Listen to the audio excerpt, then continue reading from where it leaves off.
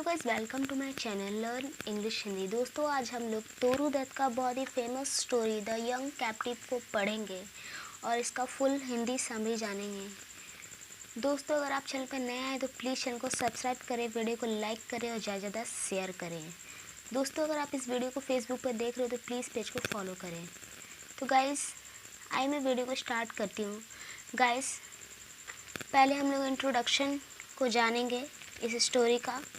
Okay, मैंने इस story को स्टैंजास में बांट दिया है, पूरा टोटल 8 स्टैंजा, जिससे मुझे आपको समझाने में और आपको समझने में इजी होगा गाइस। ओके, तो आई गाइस, मैं वीडियो को स्टार्ट करती हूँ। Introduction. Toru Dutt, a Bengali translator, was born on 4 March 1856 in Calcutta.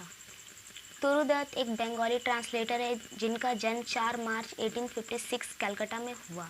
She was educated at home by her father and by the Indian Christian tutor Babu Shivchandra Banerjee, learning French and English. Toru Dutt का जो पढ़ाई हुआ, education हुआ, वो घर में हुआ उनके पिता के द्वारा और एक भारतीय क्रिश्चियन टीचर बाबू शिवचंद्र बनर्जी द्वारा। उन्होंने तोरू को क्या सिखाया? फ्रेंच और इंग्लिश सिखाया। Okay, when she was 13 year old the family move to Europe. जब तोरू 13 ईयर की हुई तो उनकी पूरा परिवार यूरोप चला गया। ओके, उसके बाद guys, attend a lecture series in the University of Cambridge in 1872। 1872 में तोरू ने लेक्चर सीरीज अटेंड किया यूनिवर्सिटी ऑफ कैम्ब्रिज में। Okay, she was a natural linguist and was a proficient in Bengali, English, French and Sanskrit. वो एक proficient थी, उनका बहुत अच्छा कमांड था इंग्लिश, फ्रेंच और संस्कृत में guys. Okay, she was among the founding figure of endo Anglican literature, और वो एंडो एंग्लिकन की स्थापिका भी रह चुकी है। Okay, best known for the volume of poetry in English, और उनका इंग्लिश में भी बहुत अच्छा कमांड था इंग्लिश पोइट्री में। Okay, a self glean in French field with 165 poem translate from French. Self glean in French field का 165 poem का कलेक्शन है गाइस। ओके, और उसने तो तोरू दत्त ने फ्रेंच में ट्रांसलेट करवाया। ओके, उसके बाद guys, She died on 13 August 1877 at the age of 21. तोरू दत्त का मृत्यु 30 अगस्त 1877 में हो गया, बहुत ही कम एज में गाइस, है ना, 21 ईयर में, 21 साल के वर्ष में उनका मृत्यु हो गया। It is the young captive translation of Chenier Andre Marie poem ode la jeune captive. The young captive guys, जो पोएम है, स्टोरी है, वो चैनियर एंड्री मारी का पोएम से लिया गया, ओड ला जेन्यून कैप्टिव से लिया गया पोएम है। Okay, Chenier wrote this poem when he was imprisoned during the French revolution. Guys, Chenier Andre Marie जो है वो इस पोएम को तब लिखे जब वो कैदी, बंदी थे फ्रेंच रेवोल्यूशन के टाइम में। ओके, तो गाइज अब मैं पोएम पर आती हूँ। I said that the best gift of heaven is the life given to human. Poet जो है वो कहते हैं कि मनुष्य का सबसे अच्छा तोहफा है जो भगवान द्वारा दिया गया है, वो है उनका जीवन। ओके, तो आइए दोस्तों, अब हम लोग स्टैंजा 1 शुरू करते हैं, द यंग कैप्टिव का। तो गाइज़, मैं आपको बता दूं, मैंने इस पोएम को अपने हिसाब से स्टैंजा में बांटा हुआ है। ऐसे कोई क्लियर स्टैंजा नहीं है कि इतना स्टैंजा होना चाहिए, लेकिन मैंने अपने हिसाब से बांटा है ताकि आपको भी समझ में आए और मुझे भी समझाने में कोई परेशानी ना हो। ओके, तो आइएगा इस देखते हैं स्टैंजा 1 में कवि ने क्या कही है।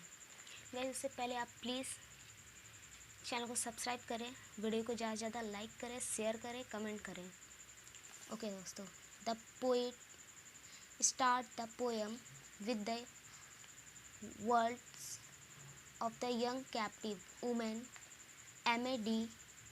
Cloughney, Duchess of Fleury, who was imprisoned during French Revolution।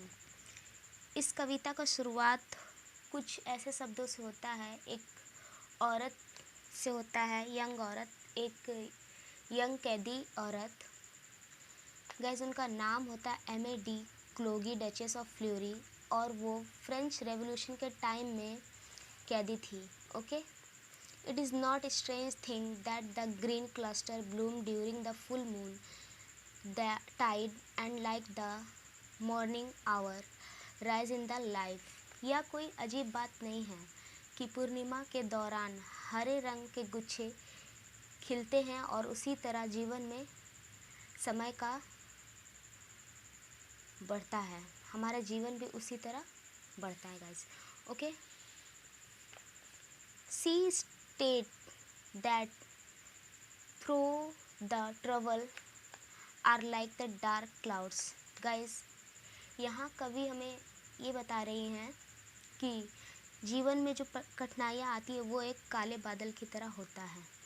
Which lower can the destiny shrink on this earth। Guys, यहाँ पर कहने का माध्यम यह है कि हमारा किस्मत हमारा हाथ में नहीं है, ये ऊपर से आया है। Okay, The stern-hearted person who is indifferent to pleasure and pain may face the boldly। एक कठोर हृदय वाला व्यक्ति किसी भी दुख का, खुशी का सामना बहुत साहसपूर्वक, बहुत बोल्डली तरीके से कर सकता है। Okay, Days will run on and she used to be herself who bend and erects with and hopes in her own way as the north wind blow chill।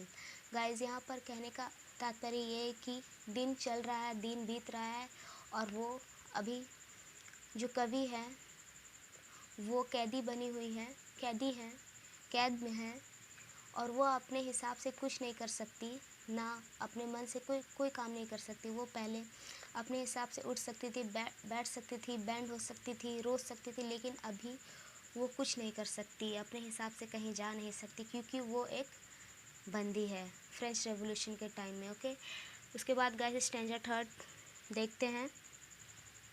Okay, like the ocean have waived life is the bitter and sweet day and there will be no kind of unmixed enjoyment in this world।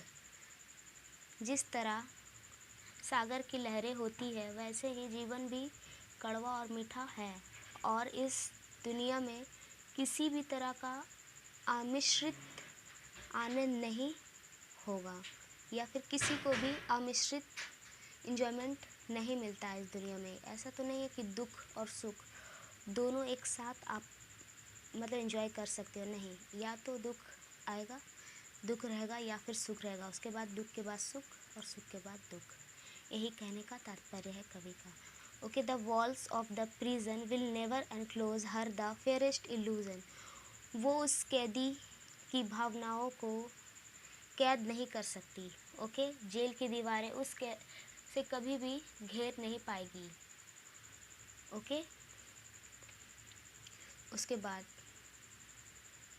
क्योंकि वो अपने fairest illusion, अपने ख्याल में ही illusion करती हैं, सोचती हैं। Supposes will lessen her pain. वो इस पेन से लेसन लेती हैं, मतलब समझती हैं कि जीवन एक पहिए पे सवार नहीं हो सकता, या तो दुख होगा या तो सुख होगा। Like the bird which escape from the follow her hopes with the strong wings take her too far. जैसे पंछी बहेलिया से बचकर भाग जाता है, वैसे ही उसकी मजबूत पंख से आशाएं बहुत दूर ले जाती हैं।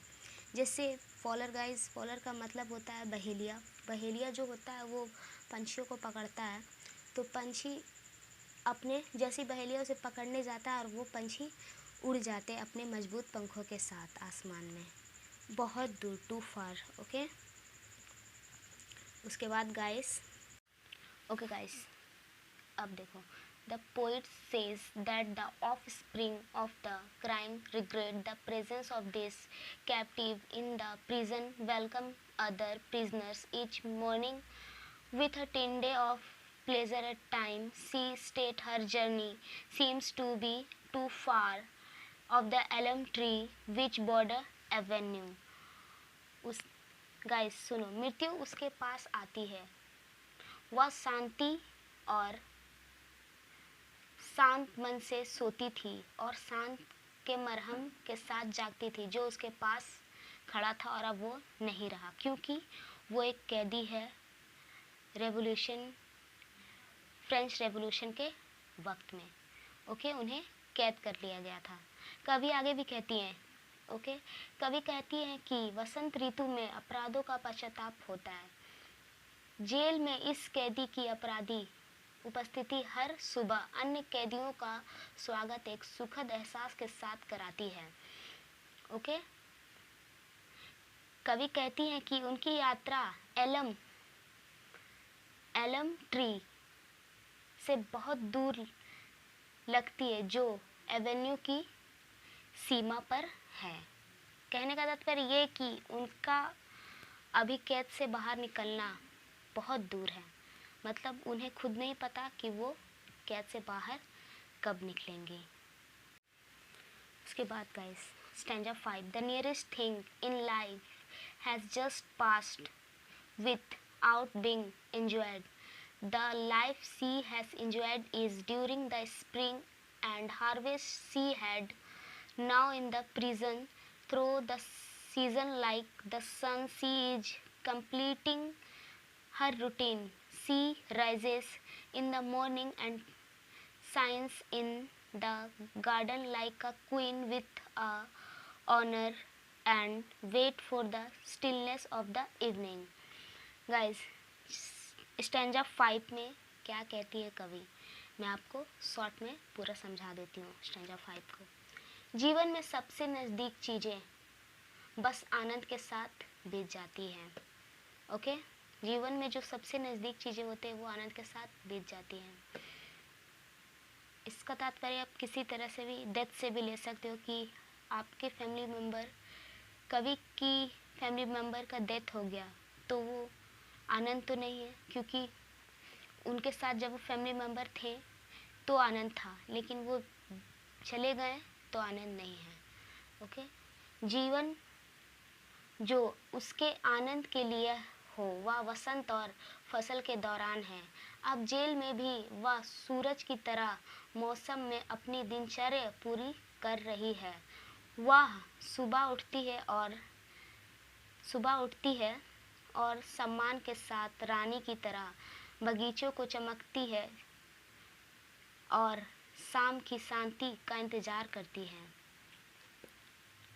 कहने का तात्पर्य यह है कि वह सुबह एक जोश के साथ उठती है कि आज उसके जीवन में कुछ परिवर्तन आएगा और उसका जीवन पलट जाएगा, और इसी तरह वो एक शाम की तरह उसका वेट करती है कि सुबह है तो फिर शाम भी होगा, शाम है तो रात भी होगा, आज दुख है तो कल सुख भी होगा। Okay, stanza 6, she is not regretting this life and she needs to live and asks the dead to spare her and took away the person who are in despair and the feeling shame on the life they are having. Life, the pales and the deity of the shepherds has shady place unknown to the mass. The world has delight and the muses have song which she like enjoy. Guys, कहने का तात्पर्य यह है कि उसे इस जीवन पर कोई अफसोस नहीं है और उसे जीने की ज़रूरत है तथा निराशा में मृत्यु से बचने के लिए प्रार्थना करनी है। और वे जो जीवन जी रही है उसके बारे में भी ऐसा ही कुछ महसूस कर रही है। उसके जीवन बहुत कठिनाइयों से भरा हुआ है गाइस, और कोई खुशी नहीं है लाइफ में, लेकिन फिर भी वो अपने फेयरेस्ट इल्यूज़न के साथ जी रही है। उसके बाद गाइस,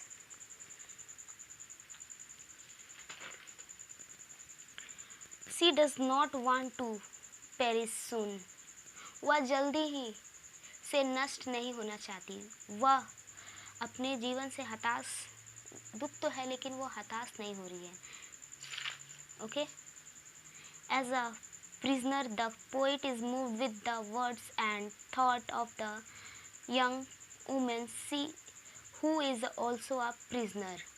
एक कैदी के रूप में कवि एक युवा महिला के शब्दों और विचार से प्रभावित होती हैं जो स्वयं में एक कैदी है। ओके, वो दूसरे कैदियों से प्रभावित होती हैं और खुद भी वो एक कैदी है। कहने का यही तात्पर्य है। उसके बाद guys, last stanza 8। Though the poet is broken hearted and crushed, he puts all those sorrow. Okay guys, this is last stanza. इसे भी समझ लेते हैं। Though the poet is broken hearted and crushed, he puts all those sorrow and wishes with rhyme and meter into a poem. The poet has made the poem as simple and soft as she spoke. The poet thinks that the poem from the prison may inspire some students who reads it to inquiry and name of the captive. अब समझो guys, कवि टूटा हुआ हृदय और हताश है, और क्यों ना भी हो, क्योंकि वो एक कैद में है तो कोई कैसे खुश रह सकता है। ओके, फिर भी वह उन सभी दुखों और इच्छाओं को बंदी और छंद के साथ एक कविता में डाल देती है। ओके, कवि ने कविता को उतना ही सरल और कोमल बनाया है जितना वह उसने कहा था। उसके बाद गाइस, कवि का विचार है कि जेल की कविता पढ़ने वाले कुछ विद्यार्थियों को कैदी का नाम जानने की प्रेरणा मिल सकती है। इसमें इतना ही है गाइस। उसके बाद देखो, the grace has figure her action and her speech. कवि के भाषा का अनुग्रह किया हुआ है। ओके, वो अपनी भाषा का अनुग्रह करती है, समझाती है कि वो क्या कहना चाहती है और कैसे रहना चाहती है। The poet is blessed to live near her and realizes and tries to teach that life is a best gift of heaven. कवि को उसके पास रहने का सौभाग्य प्राप्त होता है और वह यह महसूस करती है कि तथा सीखने का प्रयास करती है कि जीवन स्वर्ग और सर्वोच्चतम उपहार है। जीवन ही एक हमारा लाइफ का एक हेवन है, हेवन से आया हुआ गिफ्ट है। हेवन यानी स्वर्ग। गाइस, आई होप आपको वीडियो अच्छा लगा तो प्लीज़ पेज को लाइक कीजिएगा, फॉलो कीजिएगा, और आप अगर इस वीडियो को यूट्यूब पे देख रहे हो तो प्लीज़ चैनल को सब्सक्राइब कीजिएगा। वीडियो बनाने में बहुत मेहनत लगता है। Thank you so much.